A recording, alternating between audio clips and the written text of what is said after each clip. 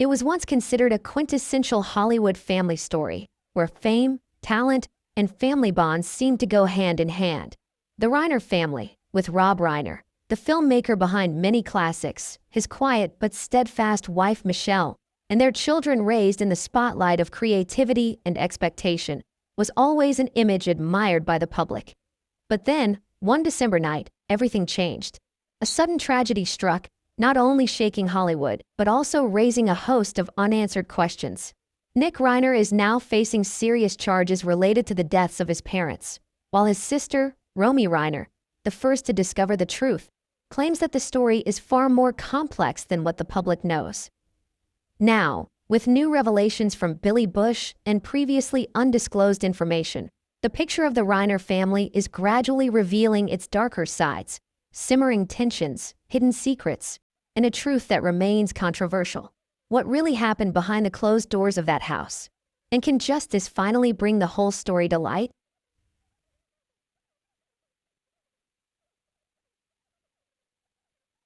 Rob Reiner, known for decades as an icon of cinematic stories about love, family, and togetherness, probably never imagined his own life would take such a tragic and unsettling turn.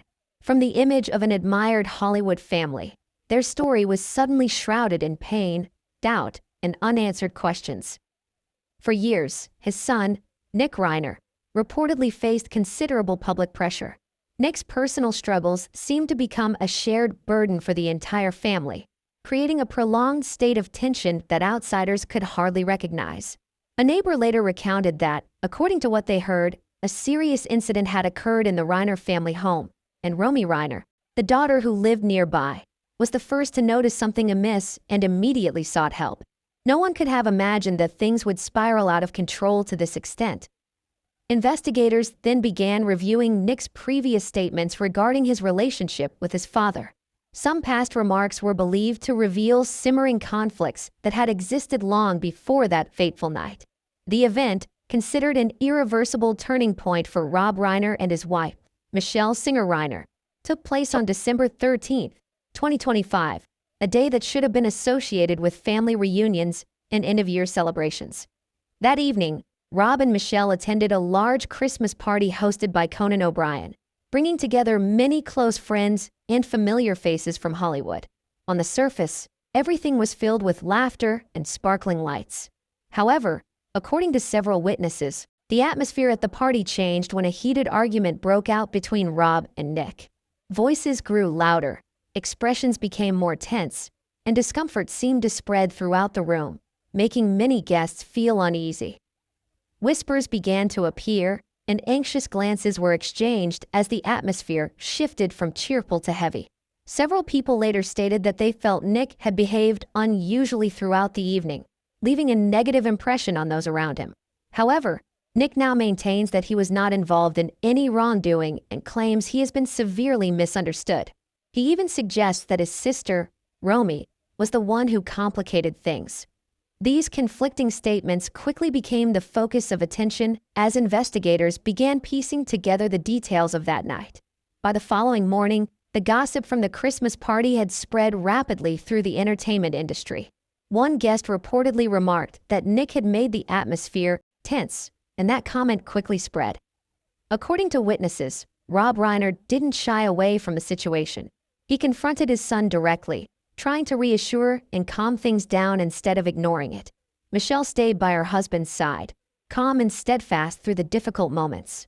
They acted as a team, striving to keep the situation from spiraling out of control.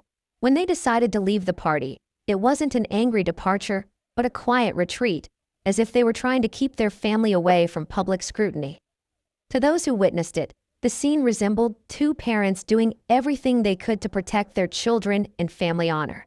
They looked more heartbroken than angry, desperately trying to prevent things from falling apart right before everyone's eyes. However, behind that calm exterior, many believe Nick was in a completely different mood, further fueling conflicting speculations. That night, Rob still had normal conversations with close friends, including Eric Idle.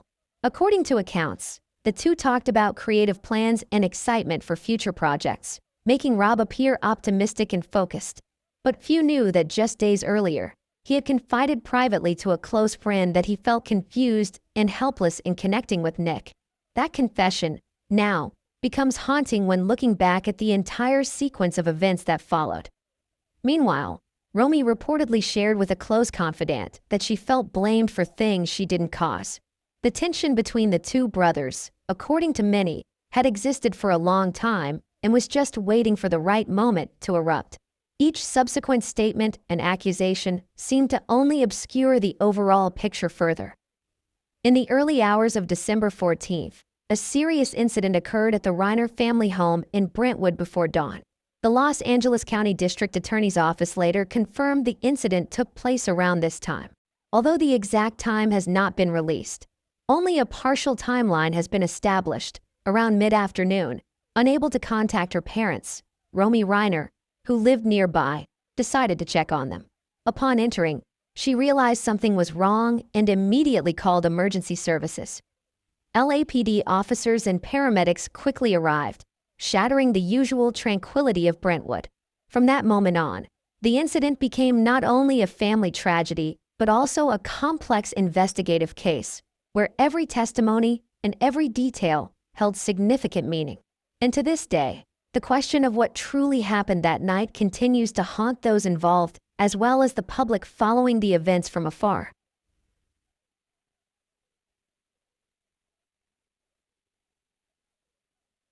When authorities entered the house, they found Rob and Michelle unconscious, immediately plunging the atmosphere into panic and confusion.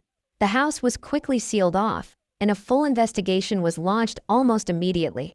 Detectives considered this a particularly serious domestic incident, as from the very first moments, many details did not fit what one would typically imagine a random event to be. What astonished the investigators was the complete absence of any signs of forced entry.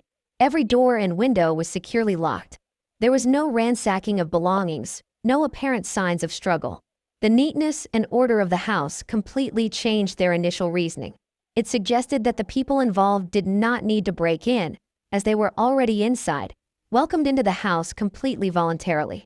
As the investigation expanded, detectives began knocking on doors along Brentwood's quiet, tree-lined street. Strangely, no one heard any unusual sounds that night. No alarms, no screams, no cries for help, only absolute silence. A silence that sent shivers down many spines, as if the entire house had been enveloped in a heavy stillness, while something grave was unfolding inside. Neighbors described the Reiner family home as a peaceful, well-protected place, where even the slightest noise would usually echo. Therefore, the silence of that night seemed all the more unusual. One investigator later remarked that everything was too quiet to be normal, and that feeling haunted them throughout their work. Then a new turning point emerged when Nick Reiner publicly stated that he was not at the house at the time of the incident. Nick claimed that Romy was hiding something and knew more than she claimed. This statement immediately shocked the public, as it shifted the investigation in a completely different direction. However, Romy vehemently denied this, telling a close friend that Nick was distorting the truth and trying to make her the target of criticism. The deeper the investigation went, the more the detectives realized that anyone present at the Brentwood house that night must have been very familiar with the interior. Everything seemed to unfold calmly, purposefully, and with unsettling precision. There was no apparent chaos, no sign of haste. This stillness did not resemble peace, but rather a suppressed tension waiting to explode. As the timeline began to piece together, all eyes turned to Nick Reiner, and the pressure around him intensified. According to police records, Nick left the Brentwood area around dawn on December 14th, shortly after the alleged tragic event. Not long after, he appeared at a Santa Monica hotel and checked in as if everything were perfectly normal. Hotel staff later recounted that Nick appeared calm, polite, and emotionally composed. He showed no signs of anxiety or nervousness, even asking about breakfast like a normal guest. This very calmness puzzled many. Hours later, when detectives examined the hotel room after Nick had left, they discovered a crucial detail. According to reports, this clue was directly linked to what happened at the Brentwood house, immediately placing Nick at the center of the investigation. Nick's time at the hotel was reportedly very short. He arrived, remained silent, and left before dawn, as if he didn't want to attract attention. That same day, security cameras captured Nick at a gas station near downtown Los Angeles. In the footage, he appeared normal, buying items, paying, and leaving without any sign of distress. When asked about that morning, Nick simply replied that he had nothing to hide and had done nothing wrong. Conversely, those close to Romy said she was in a state of distress, believing she was being blamed for something she didn't do.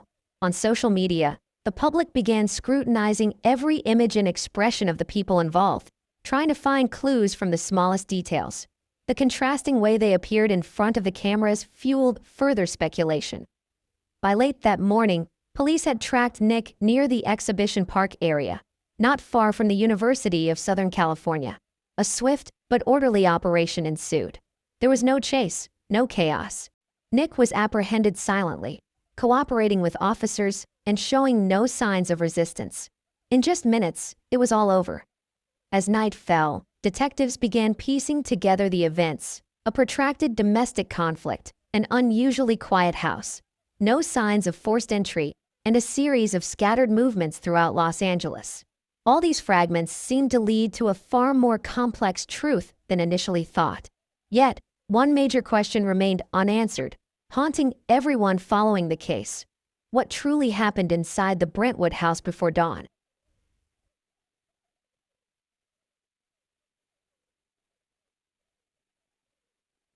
After the Reiner family home was completely secured and controlled by authorities, forensic experts began a rigorous and meticulous examination process.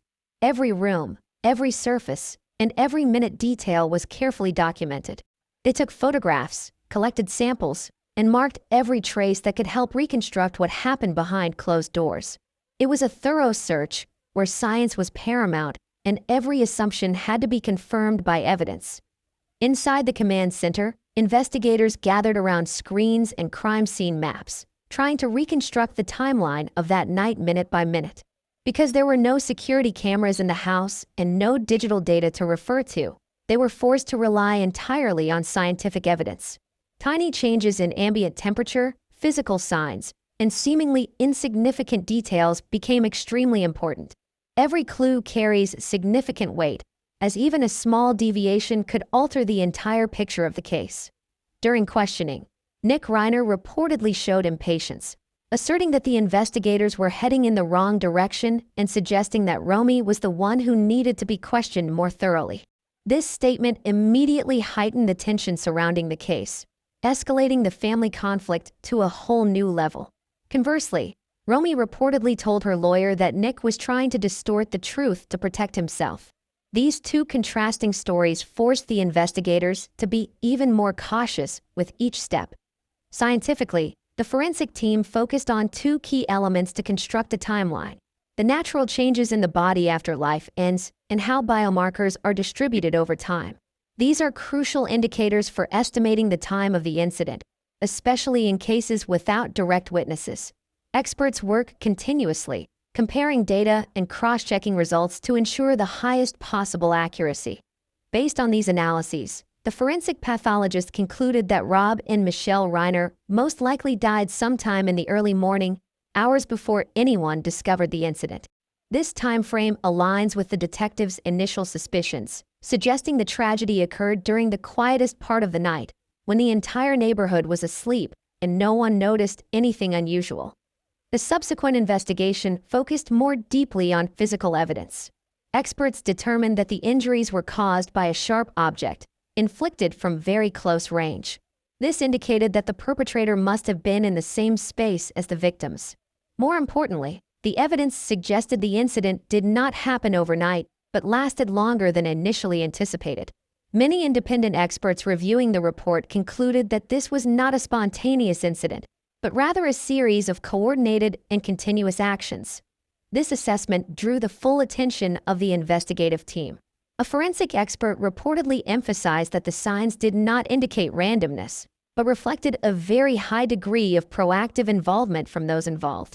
When this information was presented during questioning of Nick, he continued to deny responsibility and insisted that he had left before things escalated.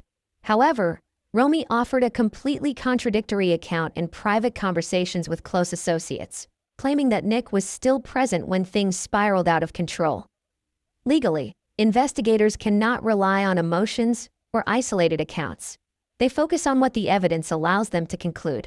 And according to prosecutors, the available data shows that anyone involved did not stop midway once the chain of events had begun. While science helped shape the timeline, the human element behind the case became increasingly complex as the two brothers became entangled in a cycle of blaming each other. After the forensic reports were completed, Nick Reiner was officially indicted on 2 of the most serious charges under California law, each involving a separate victim. This is the highest level in the state's legal system, typically only applied when prosecutors believe the act was intentional and clearly premeditated. The atmosphere in the courtroom was incredibly tense from the start, as the severity of the case far exceeded public expectations. Furthermore, the case was classified as a special circumstance due to the involvement of multiple victims, maximizing the legal risk. Under California law, this opens the possibility of the harshest possible punishment, including life imprisonment without the possibility of parole. The Los Angeles County District Attorney's Office asserted that they believe the existing forensic evidence fully met the legal standards for these charges, and that statement caused a major public outcry.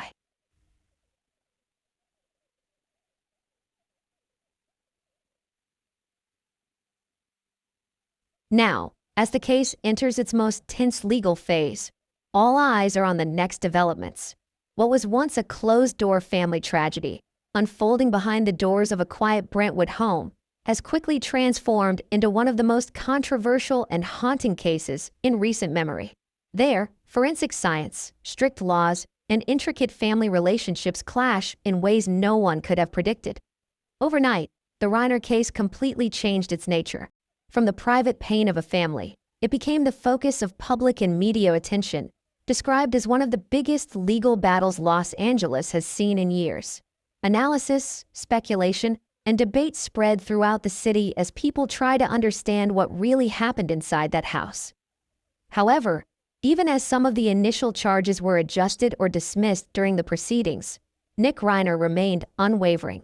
Standing alongside his legal team, he publicly declared to the press, "I am innocent. I did not do this. Romy framed me. She has been distorting everything from day one." Nick's voice echoed through the courthouse corridors, recorded and broadcast repeatedly by reporters. Outside, these videos were replayed incessantly, becoming a hot topic on news outlets and social media. Romy quickly responded through her lawyer, presenting a completely opposite stance. She asserted that Nick was fabricating the story to save himself, emphasizing that he knew very well what had actually happened in that house. The tension between the two brothers escalated to unprecedented levels, not only in legal documents, but also in the eyes of the public watching every statement. Even seasoned prosecutors admitted that the family motive in this case was unlike any they had ever handled before. Investigatively, detectives had now constructed a relatively clear timeline with a specific sequence of events, a confirmed cause, and evidence showing direct interaction inside the house. There were no signs of forced entry from outside, and Nick's movements that night had been traced throughout Los Angeles, making the case file increasingly solid. The stage for the formal trial had been set. This would be where all the secrets, all the accusations, and all the pieces of evidence would finally be brought to light. When Nick Reiner first appeared before the judge, the entire courtroom held its breath. Silence reigned, the tension palpable in every detail, from the lighting and the rustling of papers to the simple gray suit he wore that day. This wasn't just an ordinary hearing. It was a pivotal turning point in a case that had stunned Hollywood and the entire city of Los Angeles. On the morning of December 17, 2025, Nick was escorted into the courtroom under tight security. Until then, most information about the case had existed only in police reports, sealed files, and sporadic updates. But from that day on, everything was made public. This was the moment when speculation gave way to formal legal confrontation. Every action, every statement from this point onward became part of the court record. The area surrounding the courtroom was tightly controlled.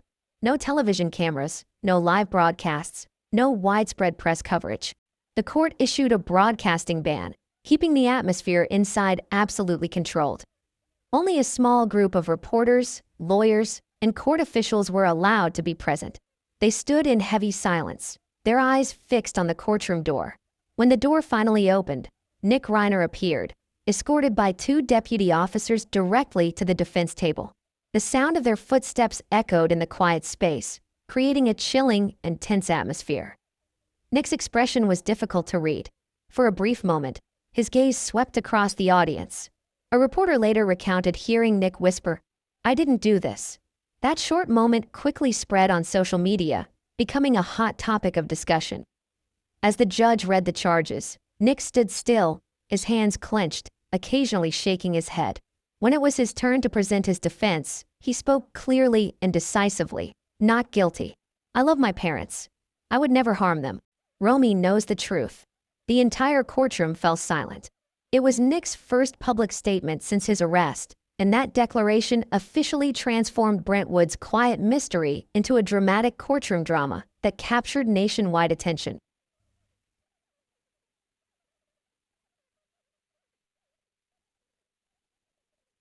When Nick Reiner entered the courtroom that morning, the first thing that caught everyone's attention wasn't his face or his gait. It was the riot jacket he was wearing. The pale, thickly padded jacket, usually only seen in particularly serious detention situations, immediately stood out against the solemn backdrop of the polished wooden floor and sharp architectural lines of the courtroom. The contrast created an eerie silence, as if the entire room had paused for a few seconds. Reporters bent down to take notes more quickly. Security personnel exchanged fleeting glances, but no one spoke. The judge offered no comment, and the lawyers remained silent. The hearing proceeded as if the riot jacket didn't exist, but clearly, the image had been etched into the minds of everyone present. When the trial officially began, the room fell into near absolute silence. The only sounds were the rustling of papers and the monotonous, resonant voice of the court clerk as the charges were read aloud. 2 counts of first-degree murder, one against Rob Reiner and one against Michelle Reiner. The words were read without emotion, without emphasis, without commentary. Only the law, cold and precise, performed its role. When the judge asked Nick if he understood his rights, his voice was low and calm. "Yes, Your Honor." It was a rare, almost only, statement he uttered throughout the hearing. Nick neither pleaded, nor showed any obvious emotion, nor even looked toward the courtroom. He sat upright, his eyes fixed straight ahead, as if concentrating or trying to maintain a state of absolute composure. Those who witnessed it later described his expression as inscrutable, a mixture of calmness and emptiness. What drew the most attention was Nick's lack of reaction when the accusations were repeated.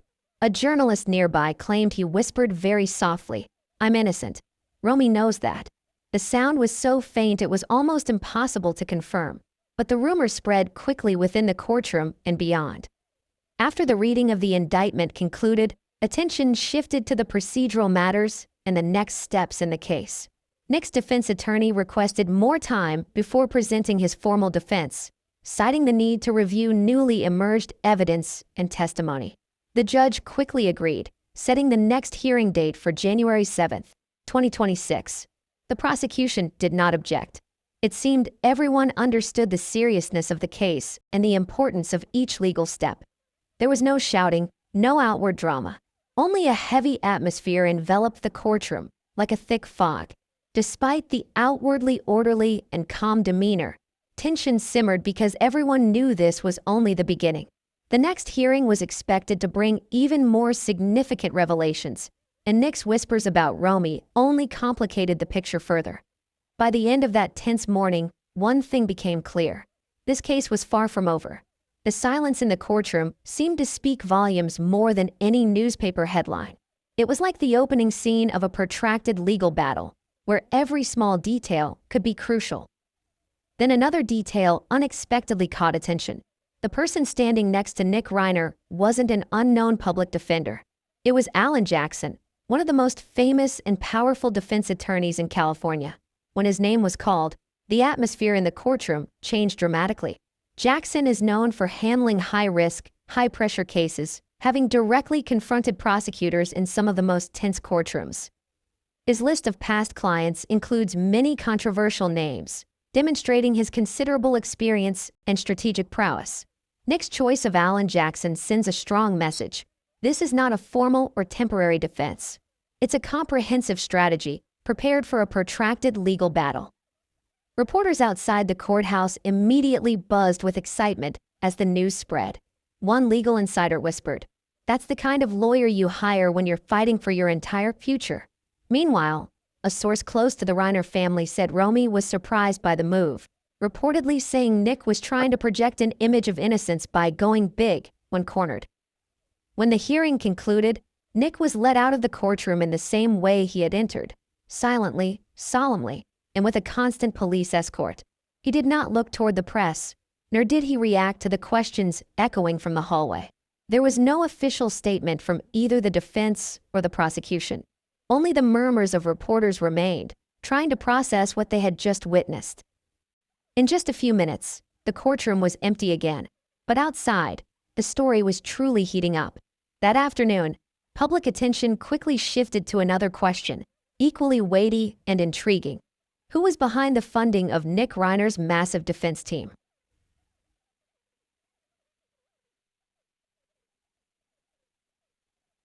Whispers began to spread almost immediately, not only in the media, but also in legal circles.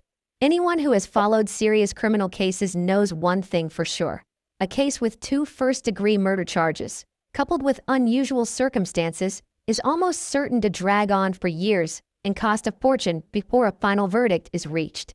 Such cases require top-tier legal teams, independent forensic experts, additional investigations, and a series of legal petitions and arguments before trial. All of these factors can drive costs into millions of dollars, even early on, before any witnesses have officially testified.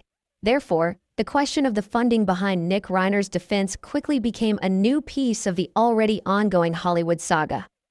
Lawyers began calculating, and most agreed that a defense strategy of this scale would likely cost less than 7 figures. However, the question was how. Nick had no notable recent career projects, no clearly identifiable source of income, and no contracts or commercial activities that could easily explain such a large legal expense. The gap between what was known about Nick's personal finances and the reality of a large-scale defense quickly became a focal point. On social media, theories proliferated. Some suggested the money might come from Reiner's family assets. Others questioned whether the use of such funds, if any, was legal, especially since inheritance and property distribution issues remained unresolved. Inheritance law experts also weighed in, emphasizing that this was a complex area. In some cases, family assets can be used for legal expenses, but in other cases, it can lead to serious disputes between family members, even separate lawsuits. A lawyer invited to comment live frankly stated that if family money was indeed used, then other heirs have every right to challenge those expenses in court. According to close sources, Romy Reiner reportedly reacted strongly to these speculations. She is said to believe that using family money to defend Nick is something her father would never accept. Conversely, Nick's side quickly refuted this through his legal team, asserting that all expenses were legal, transparent, and fully documented. This statement further deepened public division. However, inside the courtroom, the financial issue was not mentioned at all. The judge didn't ask questions, the prosecution didn't press, and the defense team remained completely silent about the source of the funds. Legally, that wasn't a matter that needed clarification at this stage. But outside, the debate continued to spread uncontrollably. Some in the public argued that anyone, no matter how serious the charges, deserved the right to a strong defense. Others were outraged at the idea that the family's resources might be being used to protect the very person accused who had caused the family tragedy. The media was present outside the courtroom day and night, and public pressure was mounting. Sources close to the Reiner family indicated that differing viewpoints existed within the family as well. Not everyone wanted Nick to receive the maximum penalty. Some reportedly hoped he would receive mental health assessment and support alongside the criminal proceedings. This shows that the case has gone far beyond the scope of a typical case, becoming a story intertwined with the law, family responsibility, and the concept of justice. All of this information, to date, remains purely speculative. There are no public court records, no official statements, and no verifiable documents have been presented to confirm the rumors. While public opinion continues to debate, the legal process continues as planned. On the prosecution's side, their position remains unchanged. They maintain that the forensic findings, the sequence of events, and the alleged conduct constitute a sufficiently strong case to prosecute under the highest level of California law. With 2 victims in the same incident and the accompanying special circumstances, the severity of the case has reached the maximum level permitted by law. If convicted, Nick Reiner will only face the harshest penalties. There is no middle ground. Meanwhile, outside the courtroom walls, the storm of public opinion continues. New information constantly emerges, clues are being followed, and both sides are quietly preparing for a legal confrontation that is predicted to be even longer and more intense. Against this backdrop, a quote attributed to Romy, circulated among those close to her, encapsulated the prevailing sentiment. She simply wanted the truth to be revealed, regardless of the cost. Meanwhile, Nick's team continued to assert that he was being unfairly targeted, and so, the real legal battle had only just begun.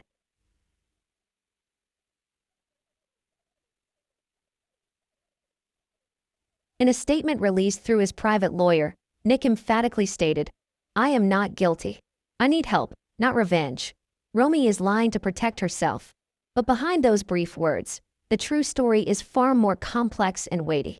Behind closed doors, this battle is no longer simply about who is right and who is wrong, or the question of guilt and innocence. It is gradually transforming into a silent struggle for control, for family loyalty, and for whom the public will believe as this shocking case enters a new, more tense phase. Inside the courtroom, the outward atmosphere remains orderly and calm. Procedures proceed smoothly, the lawyers' voices are clear, and the judges maintain a stern demeanor. However, beneath that calm surface, an invisible pressure is building up. Everyone could feel the tension spreading through the air, so thick it felt almost tangible. And clearly, Nick Reiner couldn't remain silent any longer. In a previous interview, the host unexpectedly mentioned his father. "Your dad is Rob Reiner. You know, that's amazing, isn't it?" Nick didn't seem too surprised by the question. On the contrary, his reaction showed a reserve, even a little weariness. The interviewer seemed to have cleverly orchestrated the situation to make Nick reveal his true feelings, and in that moment, he looked like he was carrying a lot of pent-up frustration. Although it was only the viewer's subjective perception, for many, those emotions almost jumped off the screen, clear and undeniable. Just a few days later, public attention quickly shifted to a statement Nick had made previously. But this time, those words carried a completely different weight. They were no longer just isolated accounts, but became the focal point, shaking the entire narrative. Many believe this statement rewrote how the world viewed the case, opening up what the public began to call Nick's shocking revelation. In that statement, Nick for the first time opened up deeply about his early years with almost raw honesty. He admitted that he never truly felt close to his father, Rob Reiner. Growing up, an invisible but persistent distance always existed between them, making Nick feel like he didn't truly belong in that world. "I loved my father," Nick is said to have said, "but I always felt like I was outside his world."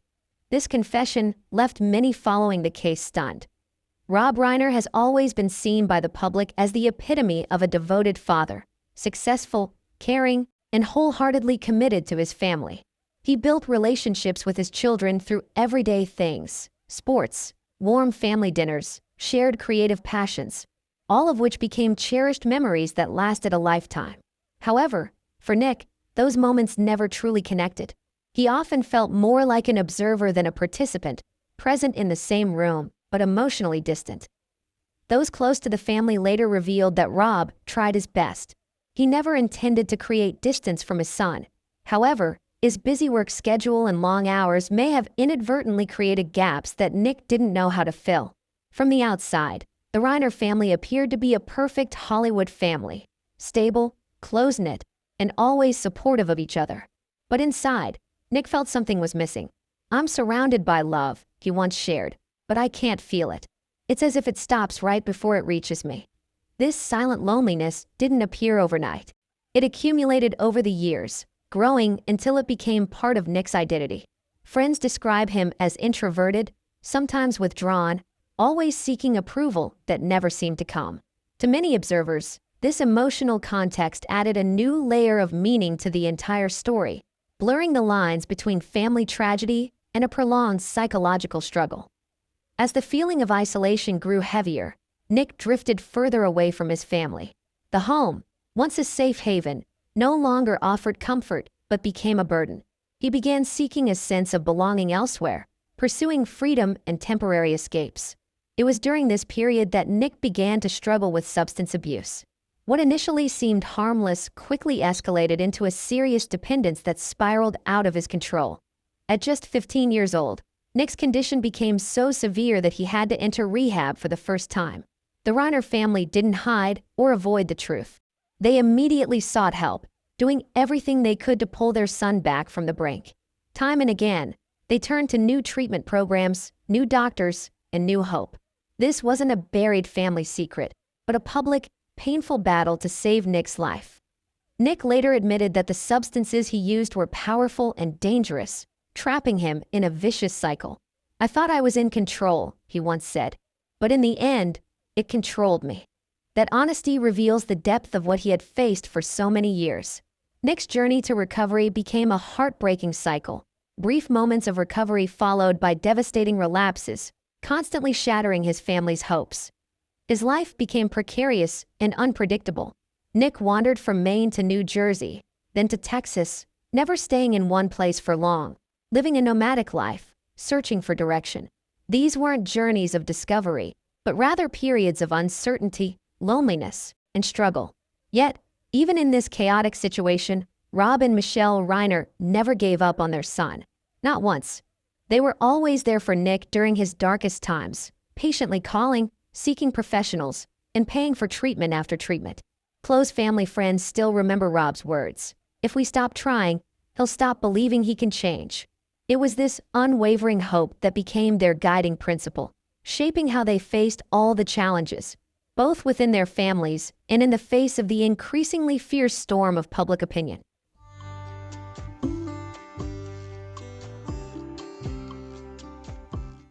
In interviews, Rob and Michelle Reiner spoke openly about Nick's challenging years.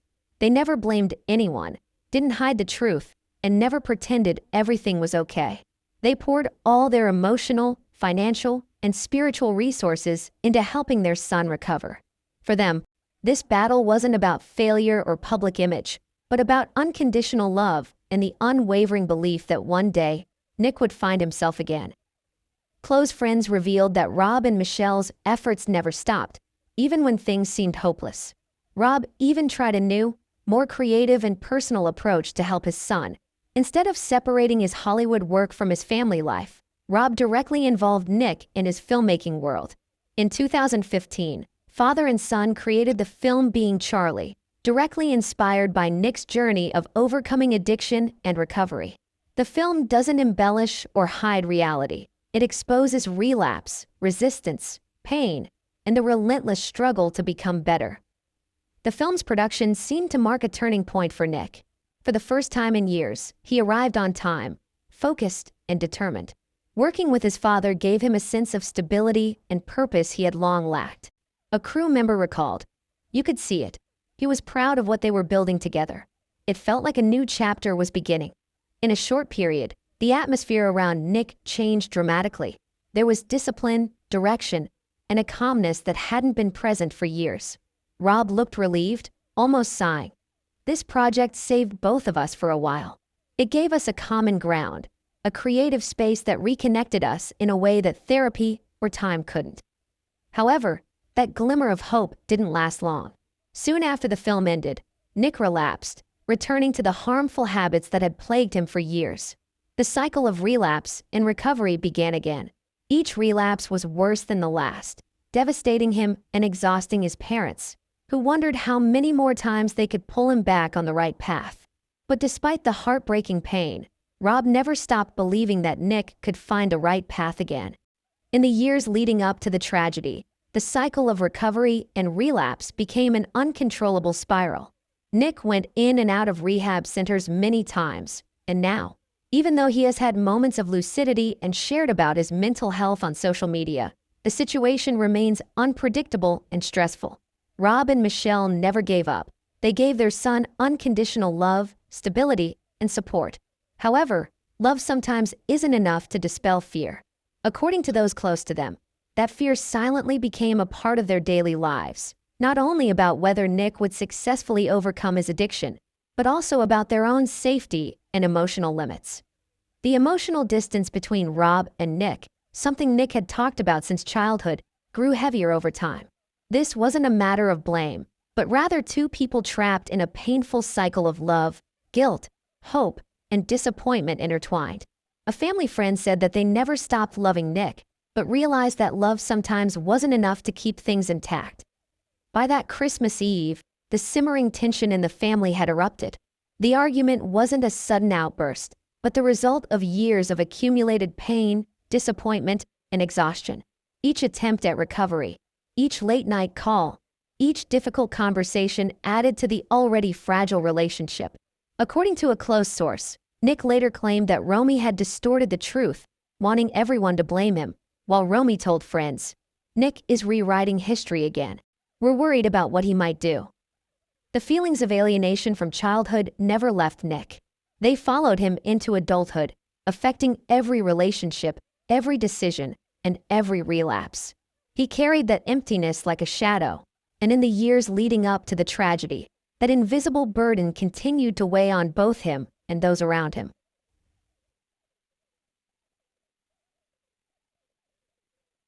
In the days following the heartbreaking loss of Rob Reiner and Michelle Singer Reiner, the world awaited a response from the family. When the Reiner family finally spoke, their words were a powerful wave of emotion, devoid of legality or speculation, leaving only pain, love, and truth. Their first official message, shared jointly by Romy and Jake Reiner, stunned many. They described the loss as unimaginable, a wound that no words could heal. The message didn't emphasize fame or film careers. Rob and Michelle were mentioned as parents who brought light to every room, keeping the family together even in chaos. The tone was very personal, almost poetic, reminding us that behind the headlines and courtroom dramas was a family breaking apart in a way only those close to them could understand. The message painted a clear picture. This was no ordinary Hollywood tragedy. The home once filled with laughter and love is now silent. But Romy and Jake still took a moment to express their gratitude for the overwhelming sympathy from around the world. Messages of love, condolences, and memories of Rob and Michelle poured in from friends, colleagues, and fans. In the same message, the Reiner family sent a simple but powerful request: privacy. They wanted space to mourn, to breathe, to begin the healing process, away from the chaos of cameras and speculation. Since then, there have been no interviews, no press conferences, no further information. The family chose silence, not to avoid, but to protect peace and perhaps to protect the truth. Nevertheless, the story continues to unfold behind the scenes. Some media outlets reported that Nick Reiner had tried to contact his siblings from custody, but according to an anonymous source, Romy responded through her lawyer, "We need distance. This is not the time." The pain, the silence, and the tension remain unresolved. The family is not only grieving for their parents, but also struggling to cope with the storm that has devastated their entire lives. They withdrew from the public eye, choosing a private mourning, away from the spotlight and the noise of Hollywood. A private memorial service was held, for close family and longtime friends only. No cameras, no reporters, just silence, candlelight, flowers, and soft music. The ceremony was filled with tender moments, soft laughter, tears, reflection, and memories of Rob and Michelle. Attendees described it as a family farewell, not a Hollywood-style one. Each story told at the ceremony came from the heart, focusing on dinners, phone calls, jokes, and the love that had been nurtured over the years. Throughout Hollywood, grief spread rapidly. Colleagues, actors, and fans, from Kathy Bates to Kate Hudson, from Nick Robinson to generations of artists, shared their heartfelt tributes and memories of Rob and Michelle. Rob Reiner was more than just a filmmaker. He was a mentor, guide, and inspiration to generations. His studios were a safe haven, his leadership was compassionate, and his influence extended far beyond the screen. Films like Stand By Me and When Harry Met Sally taught audiences about connection, compassion, and the beauty of imperfection. His legacy is not measured by awards or box office revenue, but lives on in the hearts of those he supported, inspired, and believed in. Despite the immense loss, Rob's voice and influence, both as an artist and as a person, will never fade. The Reiner family, though consumed by grief, leaves behind a powerful message. Love, memory, and gratitude have the power to overcome any sorrow.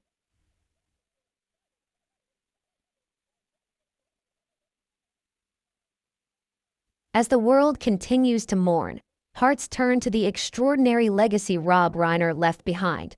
It's a legacy that transcends the glitz and glamour or the ostentatious displays of Hollywood. His storytelling didn't rely on explosions or special effects. It was built on people, emotions, and truth.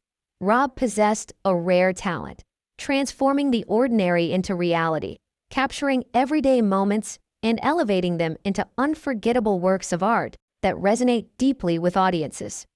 His films are more than just entertainment. They become cultural milestones.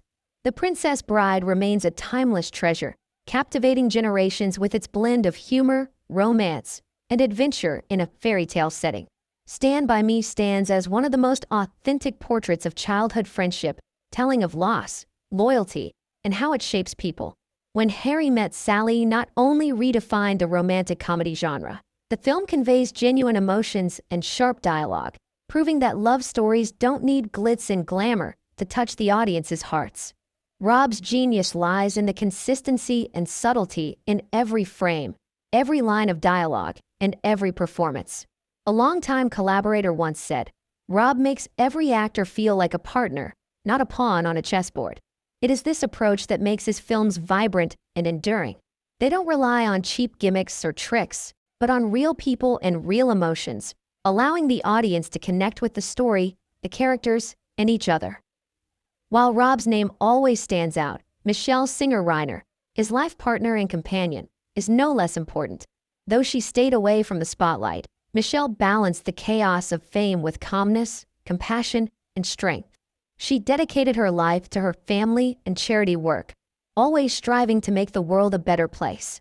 Those who knew the family described Rob and Michelle as an inseparable couple, standing by each other through thick and thin. They didn't just build a family. They built a legacy of love. As tributes continued to pour in from every corner of Hollywood, a haunting reality emerged. The public celebration of Rob's legendary legacy conflicted with the private pain tearing his family apart. The community that once celebrated his talent now watched the legal battle, stunned and uneasy.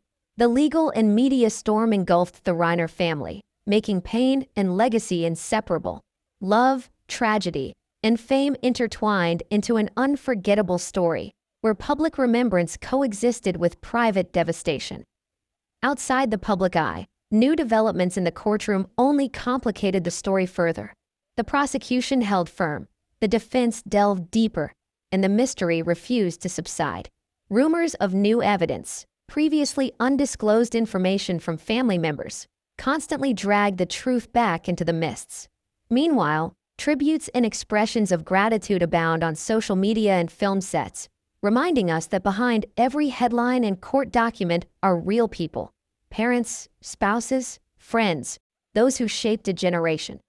The absence of Rob and Michelle still resonates in the world of cinema, in their neighborhood, and in the hearts of those who love them. But even as months pass and cameras fade, one question remains unanswered. Amidst personal pain, family tragedy, and the dazzling light of their legacy, does the world truly understand what the Reiner family went through?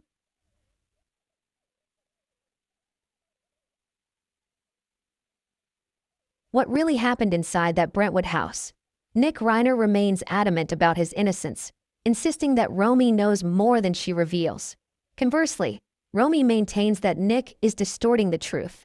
The story remains divided, leaving the world wondering, which version will be the ultimate truth? So the question for you is, What do you believe? Is Nick Reiner truly responsible for what happened that night? Or is there still a crucial piece of the puzzle yet to be found? What mysteries will be revealed in the next chapters of this case? Leave your theories and thoughts below. We will analyze every detail, every clue.